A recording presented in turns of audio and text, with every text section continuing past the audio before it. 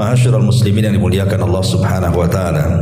Di zaman Nabi sallallahu alaihi wasallam dijelaskan dari Qais ibn Katsir rahimahullahu taala,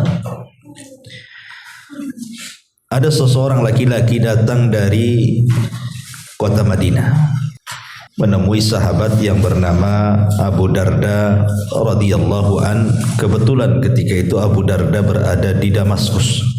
Jarak Madinah ke Damaskus itu kan jauh gitu ya, perjalanan 1 bulan pakai unta. Tapi memang orang ini sengaja datang dari kota Madinah menuju Damaskus itu ingin menemui sahabat Abi Darda radhiyallahu anhu, ingin belajar kepada sahabat Abi Darda ini.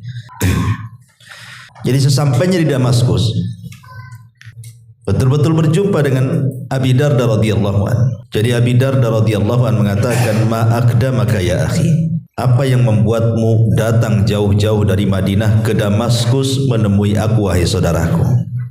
Maka laki-laki ini mengatakan, hadithun ballagani annaka tuhaddithuhu an Rasulillah sallallahu alaihi wasallam. Yang menjadikan aku datang dari Madinah ke Damaskus ini karena sebuah hadis yang telah sampai ke telingaku bahwa engkau mendengar langsung dari Nabi sallallahu alaihi wasallam. Kemudian Abi Darda bertanya kepada saudara ini, laki-laki, dan mengatakan, ama ji'ta li hajatin, mungkin kamu datang dari Madinah ke Damaskus ini ada sebuah keperluan. Maksudnya keperluan yang lain, bukan mencari hadis. Mencari hadis ini hanya sampingan saja.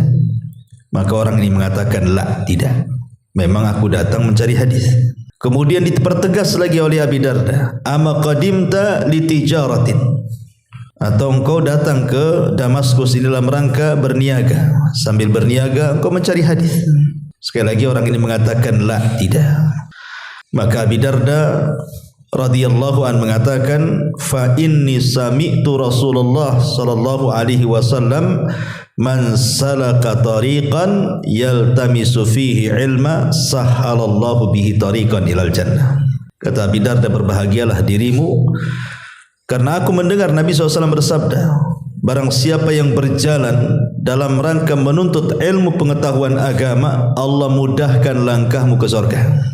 Lihat, Abi Darda radhiyallahu anhu memberikan semangat kepada orang ini. Kalau memang niatmu betul dari Madinah ke Damaskus itu tidak lain dan bukan hanya mencari hadis Nabi, maka perjalananmu itu memudahkan dirimu masuk surga. Dari sini kita tahu tentang keutamaan ilmu dan para penuntutnya. Makanya Nabi SAW senang kalau ada orang yang datang kepada Nabi SAW dan mengatakan, saya ingin belajar kepada anda wahai Rasul. Apa kata Rasul? Marhaban li talabil ilmi, marhaban li talibil ilmi, selamat datang wahai para penuntut ilmu. Begitulah ucapan selamat Nabi SAW kepada para penuntut ilmu. Masalahnya, mungkin ilmu di zaman salaf itu memang sangat dimuliakan. Bukan hanya ilmu, para penuntutnya pun dimuliakan. Tetapi semakin jauh zamannya tentu akan berbeda kondisinya kan. Di zaman sekarang itu sedikit sekali orang yang memuliakan ilmu dan para penuntutnya. Bukan tanpa alasan, tetapi karena memang semakin jauh dari zaman Rasul, kata Anas ibn Malik radhiyallahu an, maka kondisinya akan lebih buruk. Jadi zaman itu semakin jauh dari Rasul, maka kondisinya akan jauh lebih buruk lagi. Makanya ketika Anas bin Malik radhiyallahu an menceritakan tentang hadis Nabi sallallahu alaihi wasallam, kata Nabi sallallahu alaihi wasallam, min asyratis saati, salah satu tanda-tanda akan tegaknya kiamat adalah an yurfa'al ilmu, ilmu akan diangkat, dan lebih daripada itu wa yathbutul jahlu, dan kejahilan akan menyebar. Kita lihat hari ini, ikhwatu fillah muliakan Allah Subhanahu wa taala. Manusia kalau ditanya soal ilmu agama, itu tidak lebih paham dibandingkan kalau cerita tentang dunia. Hari ini Manusia kalau cerita ilmu agama itu tidak lebih paham dibandingkan kalau cerita tentang ilmu dunia. Kalau antum tanya soal handphone, mereknya, ya kan, tipe-tipenya, programnya, semua tahu. Anak-anak sekolah SD SMP aja paham tuh merek-mereknya itu. Bahkan yang merek Cina, tahu nih Cina nih kan.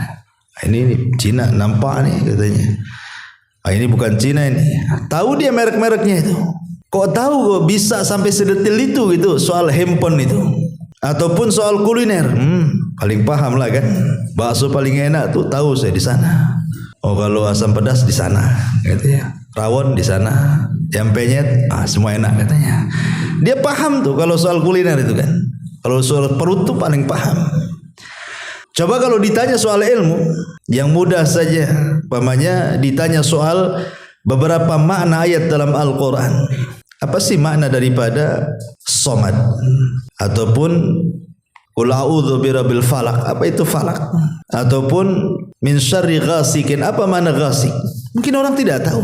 Padahal ayat itu dibaca setiap hari itu dalam salat. Makanya Hudzaifah ibn Yaman radhiyallahu an sampai mengatakan, sayati alaikum zaman, akan datang zamannya di mana Islam ini akan tergerus, tidak tersisa kecuali namanya. Sampai nanti akan muncul orang-orang yang sudah tidak paham salat, tidak paham sedekah, tidak paham kurban, tidak paham haji dan begitu seterusnya. Bahkan nanti pada satu malam akan Allah angkat Al-Quran sehingga tidak ada lagi tulisannya, bahkan tidak ada lagi hafalannya. Dan apa yang disabdakan Rasul 14 abad yang silam sekarang menjadi sebuah kenyataan kan. Orang ditanya soal solat tidak paham. Rata-rata orang solat itu yang mengikuti gerakan imam.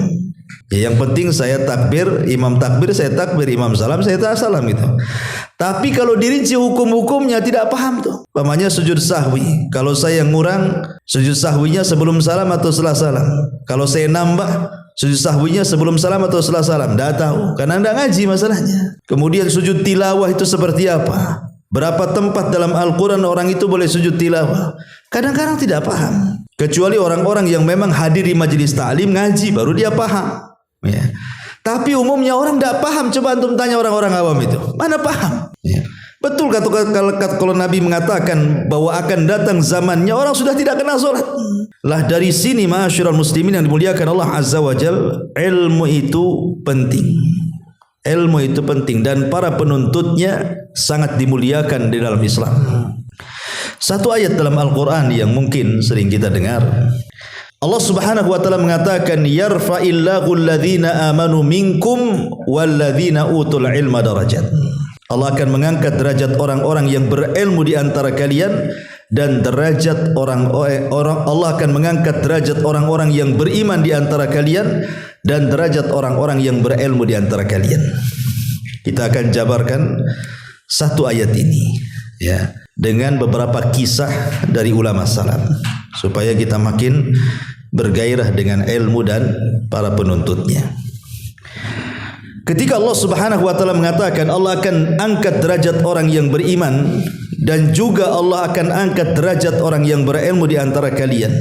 Ini sebuah kenyataan. Saya akan kisahkan satu kisah. Dahulu ada seorang ulama namanya Abu Yusuf. Abu Yusuf ini adalah salah satu murid kesayangan Abu Hanifah. Dialah yang mewarisi seluruh pengetahuan Abu Hanifah. Namanya Abu Yusuf Al-Qadhi.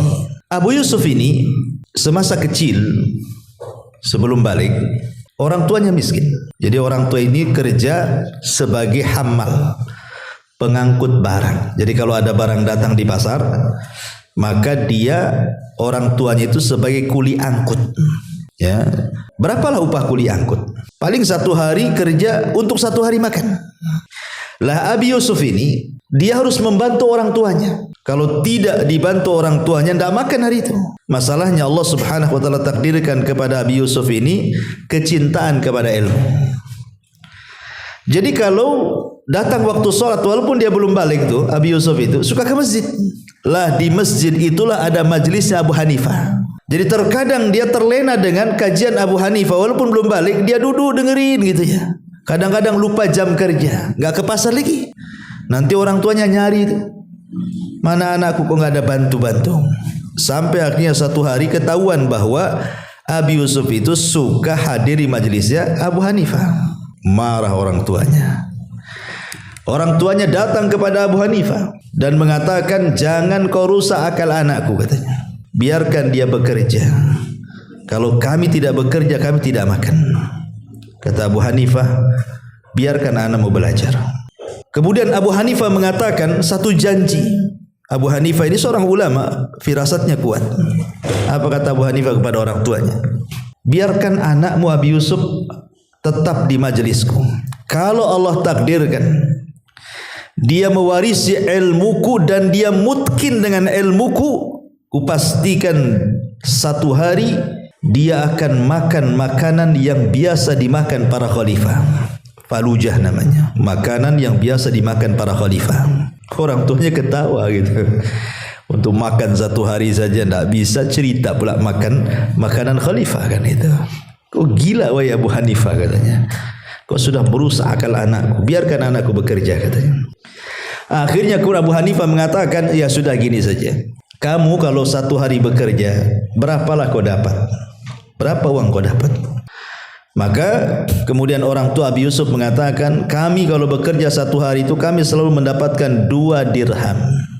Kata Abu Hanifah, baik.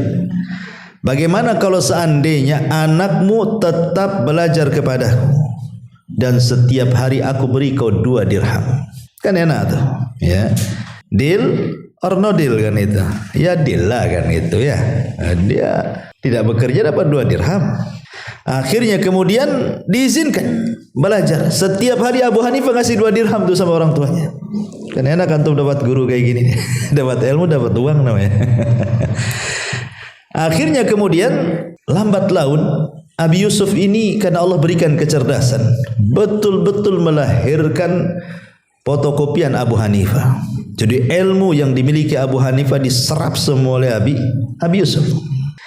Sisi lain dari kisah Abi Yusuf ini yang menarik adalah satu hari Abi Yusuf ini sakit, ya sakit parah gitu ya, dan nampaknya sudah ada tanda-tanda mati, ya, karena parah kali sakitnya ini, kayaknya mau mati ini gitu.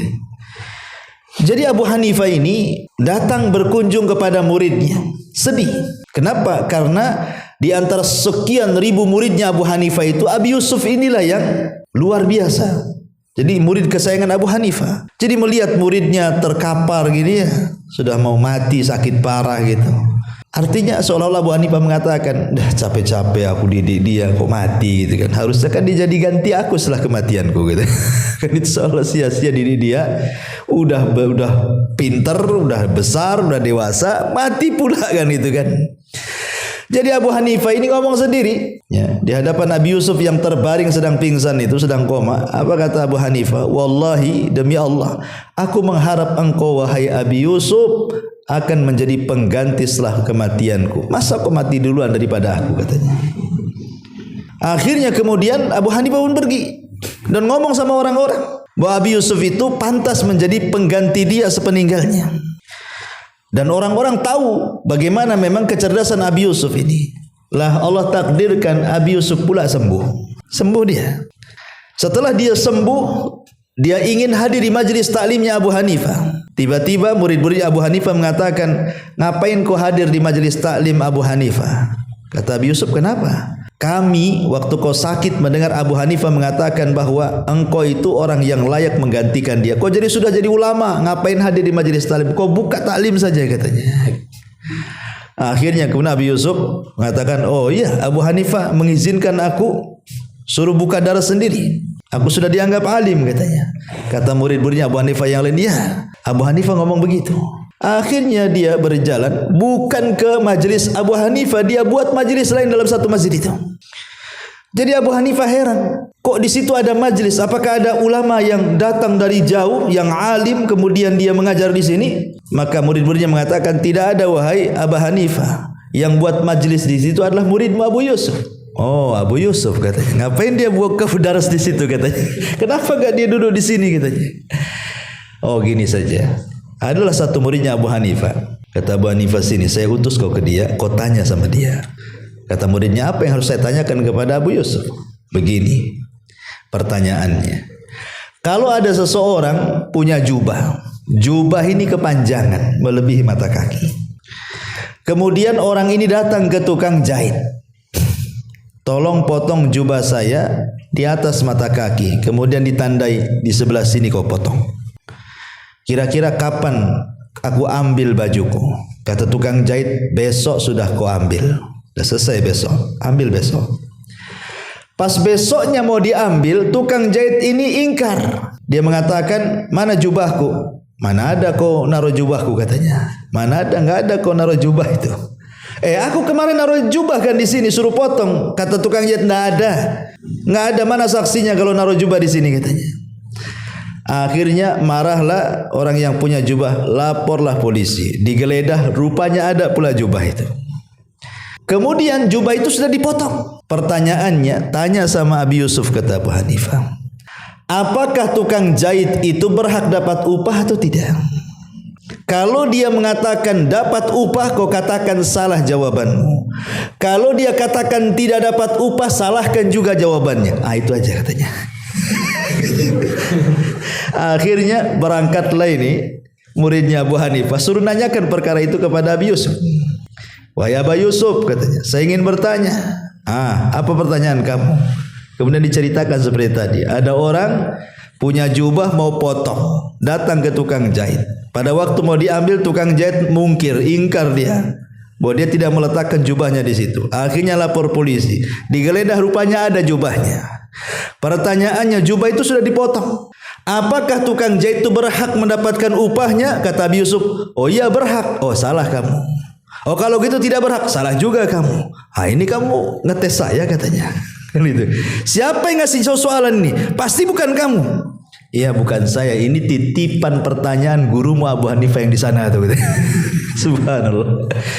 Akhirnya kemudian Abu Yusuf pun setelah selesai ngajar, dia masuk ke darasnya Abu Hanifah. Kemudian bertanya soal-soalan tadi. Kira-kira jawabannya apa? Karena salah dua-duanya masalahnya. Kalau dapat upah dibilang salah, tak dapat upah pun dibilang salah, kan gitu ya. Jawabannya macam mana? Dia tanya kepada gurunya Abu Hanifah. Barulah Abu Hanifah menjelaskan. Karena ini kan harus dirinci masalahnya.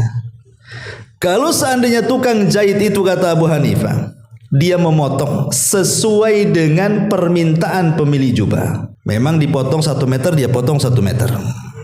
Ya. Berarti ketika dia motong jubah itu, memang dia motong untuk pemilik jubah. Kemudian setelahnya ada kepikiran ingin mengambilnya. Berarti dia dapat upah.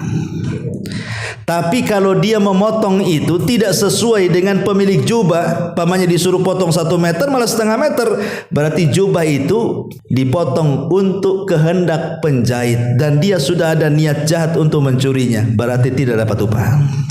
Baru Abu Yusuf pun geleng-geleng. Iya, masih dangkal ilmuku. Aku tidak berhak buat taklim. Habis itu dia tidak mau lagi buka daras. Dia akhirnya jadi murid Abu Hanifah sampai wafat Abu Hanifah. Sejak kejadian itu dia tidak mau lagi buka daras. Betul-betul jadi muridnya Abu Hanifah sampai meninggal. Lah sepeninggal Abu Hanifah, karena Abu Yusuf ini memang betul-betul mewarisi ilmunya Abu Hanifah. Lah ketika itu kan khalifah yang berkuasa adalah Harun ar-Rasyid rahimahullahu ta'ala. Khalifah Harun ar-Rasyid ma'ruf, ya. Jadi Harun ar-Rasyid ini sangat mencintai ulama. Dia tertarik dengan Abi Yusuf karena kecerdasannya. Akhirnya kemudian Harun ar-Rasyid mengirim surat agar Abi Yusuf datang ke Basrah dan menjadi qadhi, menjadi hakim besar di Basrah. Karena permintaan khalifah, akhirnya mau. Bayangkan Abi Yusuf menjadi qadhi besar, qadhi kerajaan. Lah ketika pelantikan menjadi qadhi kerajaan, jadi Khalifah Harun ar-Rasyid ini mengumpulkan para pejabat di istana, ya, ingin mengenalkan qadhi baru ini. Maka Harun ar-Rasyid mendudukkan Abi Yusuf di samping dia, biar tahu pejabat-pejabat inilah qadhi baru. Kemudian setelah duduk di samping Harun ar-Rasyid, kata Harun ar-Rasyid, keluarkan makanan. Lah rupanya makanan yang dihadirkan itu adalah falujah. Makanan yang enak tidak dimakan kecuali para khalifah, ya. Jadi ketika makanan sudah di depan, kata Harun ar-Rasyid, makan wahai imam. Kata Abi Yusuf, malah ketawa lebar dia. Hahaha, ketawa dia. Gak mau makan, malah ketawa dia. Jadi Harun ar-Rasyid mengatakan, apa kau tidak suka? Apa kau mengejek makananku? Kata Abi Yusuf, tidak, katanya. Aku teringat dulu waktu kecil, katanya. Ketika aku pertama jadi murid Abu Hanifah, orang tuaku maki-maki Abu Hanifah dan dibilang gila Abu Hanifah. Ketika Abu Hanifah mengatakan biarkan anakmu belajar kepadaku, kalau dia mungkin dengan ilmuku, suatu hari dia akan makan makanan khalifah, katanya. Ha, ini dia makanannya, katanya. Bayangkan coba. Ini dia rupanya makanannya. Lah dari sini ma'asyiral muslimin yang dimuliakan Allah Azza wa Jalla, bagaimana Allah mengangkat derajat orang-orang yang berilmu. Abu Yusuf diangkat sehingga menjadi qadhi dia. Yarfa'illahu alladhina amanu minkum walladzina utul ilma darajat. Ya, memang para ulama diangkat derajatnya. Ya. Taib ma'asyiral muslimin yang dimuliakan Allah Azza wa Jalla. Kisah yang lain. Kisah ini berasal dari seorang ulama namanya A'mash. A'mash ini bahasa Arab dia beda dengan a'ma. Kalau a'ma itu buta permanen. A'ma itu buta permanen. Kalau A'mash ini tidak buta permanen tapi rabun. Ya, jadi kurang jelas lihat itu. Jadi A'mash ini kalau mengedipkan mata suka keluar air mata, dan kalau keluar air mata terkadang tertelan kemudian suka meludah. Jadi kalau dia mengajar itu kadang-kadang suka meludah ke arah kiri. Makanya kalau saya buat kajian seperti ini, sebelah kiri jangan ada orang. Itu tempat meludah dia. Ya, walaupun ada satu kisah itu ada murid baru. Ya, saking semangatnya belajar sudah nggak dapat tempat di belakang, nampak ada tempat di samping. Mas, kok kosong sebelah situ ya? Bodoh kali orang kok nggak mau duduk di situ. Dia orang baru, tidak tahu apa-apa. Kan itu. Langsung dia terobos, kemudian duduk di samping. Mas, orang-orang sudah memberikan arahan jangan duduk di situ. Ya, itu tempat ludahnya. Pakai isyarat, karena kalau A'mash ini mengajar, salah satu cirinya adalah tidak boleh bising. Sempat bising saja, maka A'mash akan menutup kitabnya kemudian pergi dan akan cuti 1 bulan. Jadi kalau berisik nih, antum berisik kan, kalau sekarang kan nerima telepon gitu kan, ya, ataupun ada ringtone handphone gitu. Itu kalau antum hadir di majelis A'mash habislah tuh. Langsung tutup buku, pergi sebulan depan baru mulai dia kajian. Memang begitu ulama dulu, tidak boleh ada bising-bising. Jadi sudah dikasih isyarat jangan duduk di situ. Tapi tidak paham namanya orang baru, duduk pula di samping. Ya, setiap A'mash ini mengedipkan matanya, kemudian termakan ngeludah, kan kena lagi dia. Sampai selesai majelis, bayangkan penuh dengan ludah kepalanya. Subhan. Karena dia tidak boleh berisik. Kalau berisik dia bisa dimarahi orang. Ya, nanti orang-orang jadi jauh-jauh sudah ingin belajar gara-gara dia. Akhirnya kuna A'mash tak mau ngajar lagi kan itu. Jadi satu hari A'mash ini mengajar, ada yang berisik. Entah masalahnya apa, berisik lah ini salah satu murid A'mash ini. Marah A'mash. Akhirnya marah inilah ditutup darasnya. Tidak mau ngajar lagi. Kemudian kata A'mash, karena ada yang berisik, saya tidak akan mengajar kecuali bulan depan. Bayangkan ya, kalau diterapkan seperti ini, enggak peduli buat bulan 2 bulan enggak ngaji pun enggak apa-apa. Orang sekarang enggak tertarik dengan ilmu. Enggak ada ustaz itu, ada ustaz yang lain. Jadi akhirnya 1 bulan full A'mash tak mau ngajar. Adalah 2 orang itu dari negeri yang sangat jauh sekali, berjalan dengan kaki mereka, ingin datang belajar kepada A'mash. Tidak tahu kalau seandainya waktu itu A'mash sedang marah, tidak mau ngajar selama 1 bulan. Jadi dia sudah datang jauh-jauh jalan kaki itu. Ketika datang ke majelis A'mash tidak ada orang yang belajar di situ. Baru orang ngasih tahu bahwa A'mash tidak mau mengajar, lagi marah dia. Kalau kau ingin mengambil ilmunya, tunggu bulan depan katanya. Akhirnya pusinglah 2 orang ini, jauh-jauh datang, tidak ada majelis. Lah qadarullah ketika itu ada kematian, ada orang meninggal. Jadi A'mash ini hadir di orang yang meninggal itu, ya, ikut mengantarkan jenazahnya ke kuburan. Karena A'mash ini kan buta orangnya, bukan buta rabun ya, rabun tak nampak, bukan buta permanen. A'mash itu rabun tidak nampak.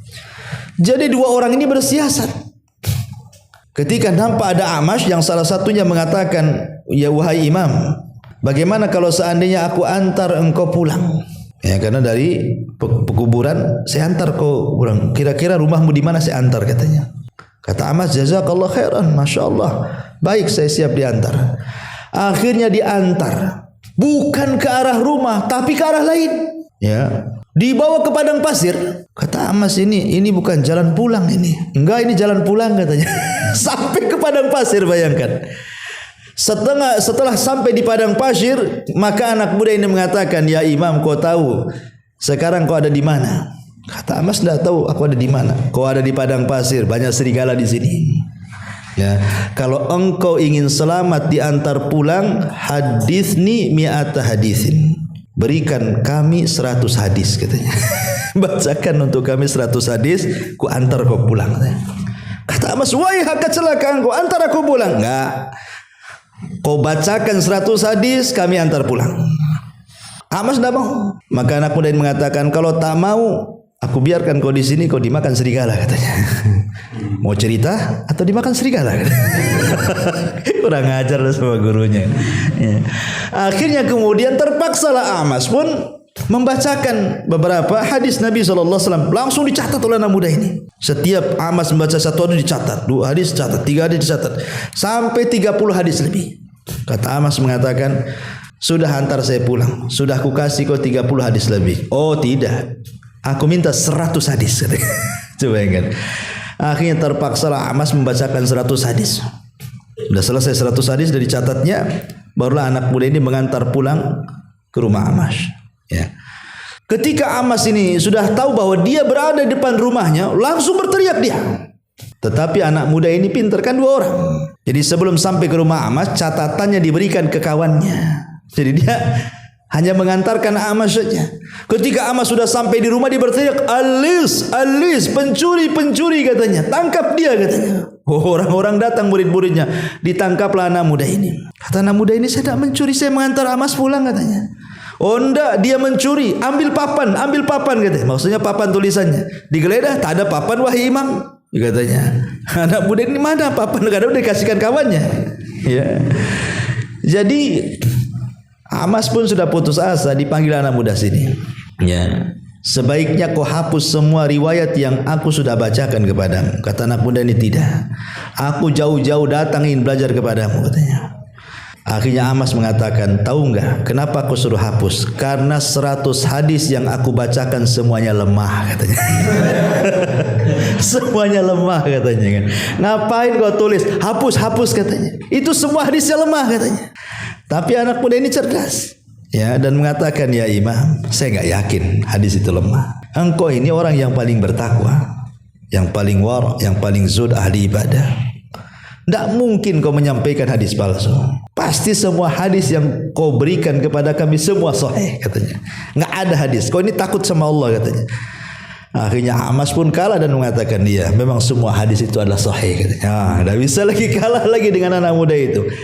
Lah dari kisah ini lihat bagaimana semangat orang dulu cari hadis sampai diculik ustadznya. Ada orang sekarang nyurik ustadz untuk minta diajari usul salasah, ya kan? Mana ada sekarang.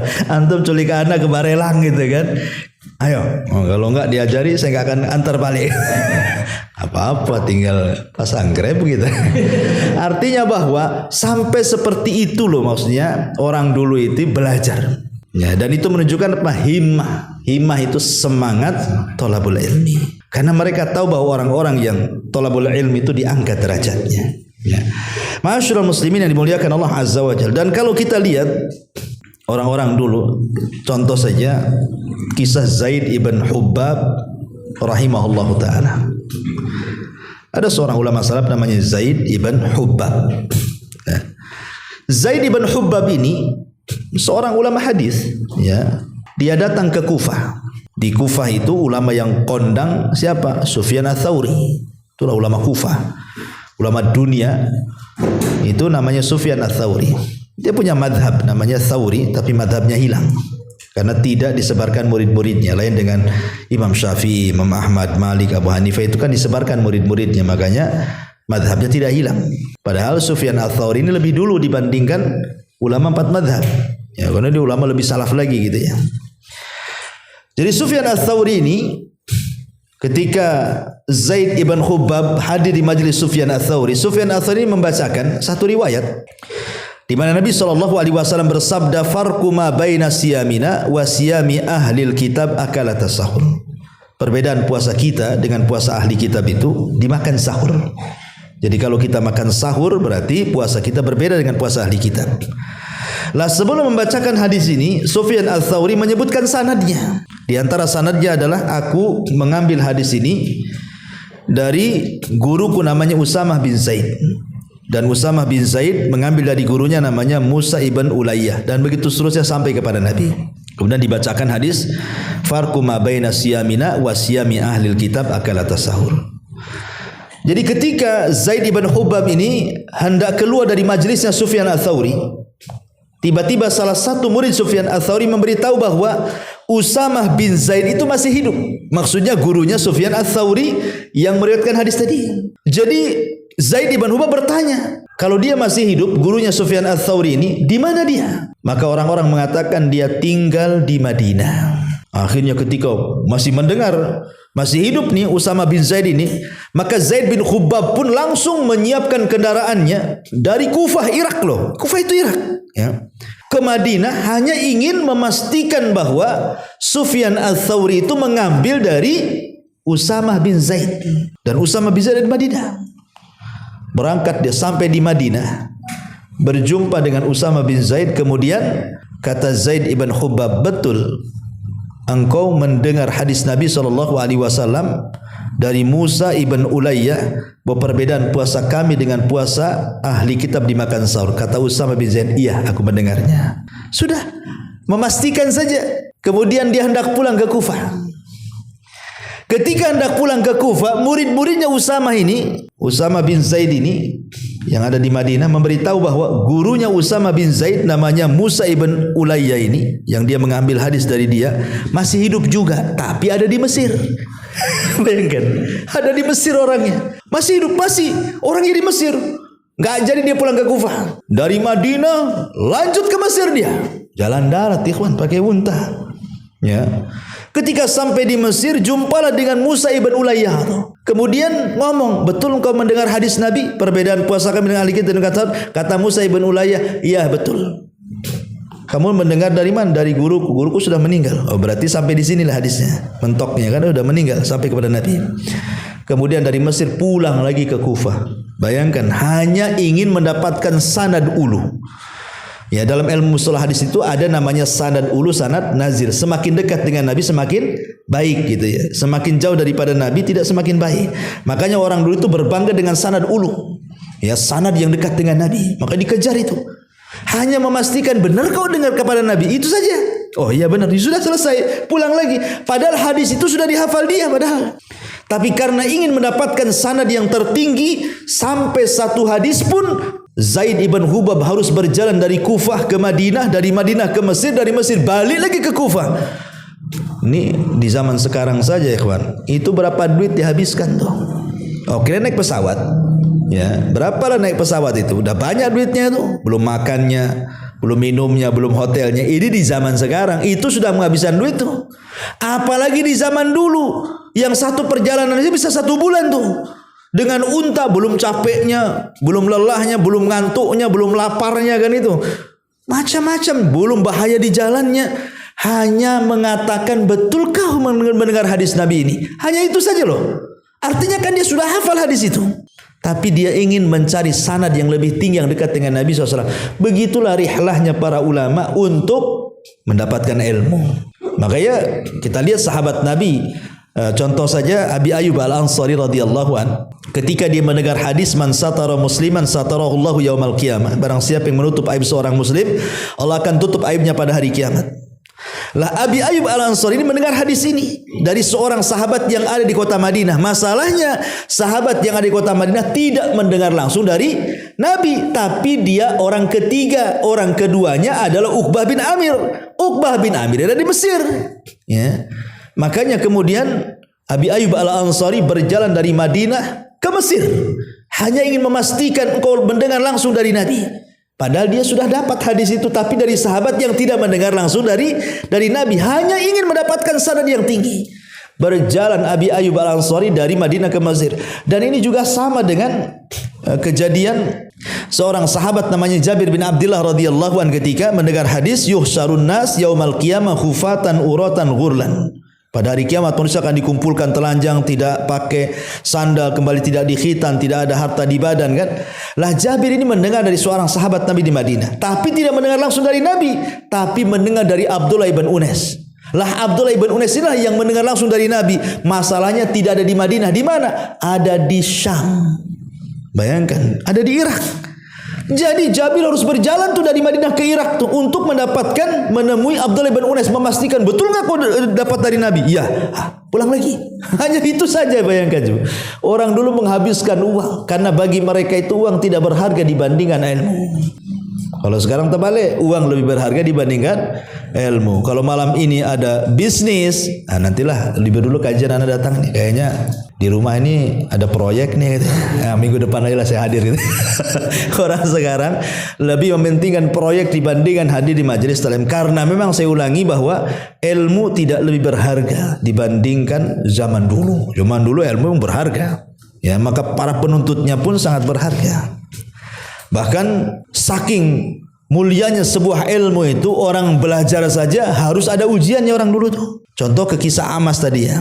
Amas itu karena dari mana-mana datang belajar kepada dia, maka dia akan melihat siapa yang sungguh-sungguh, siapa yang tidak. Jadi dia tidak sembarang menerima murid itu.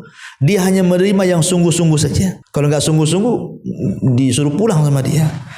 Sehingga dia buat ujian, caranya gimana? Rumahnya itu dipagari, benteng tinggi-tinggi. Nggak ada pintunya. Nggak ada pintunya bentengnya itu. Gimana caranya masuk tuh? Pintunya kecil saja. Kecil saja. Itu pun tidak bisa masuk kecuali harus merangkak kepalanya dulu baru masuk tuh. Ya. Kemudian setelah masuk dari benteng itu, A'mas menyediakan anjing galak. Ya. Jadi kalau dia berhasil masuk, dia akan dikejar oleh anjing. Ya. Kalau seandainya dia ketakutan balik lagi, tak dapat hadis dia. Ngetes ditaruh anjing, bayangkan. Jadi kalau dia berhasil menghindari anjing masuk ke rumah Amas, dapat dia satu hadis lah. Ya. Kalau dia tak jadi, anjingnya dapat hadis. Jadi intinya sampai ada tes-tesan seperti itu loh orang dulu. Kalau orang sekarang kan enggak. Ya tesnya tes lisan atau tertulis. Duanya uang lah kan itu. Gitu. Jadi sampai seperti itu ulama itu menyeleksi orang sungguh-sungguh mau belajar atau tidak.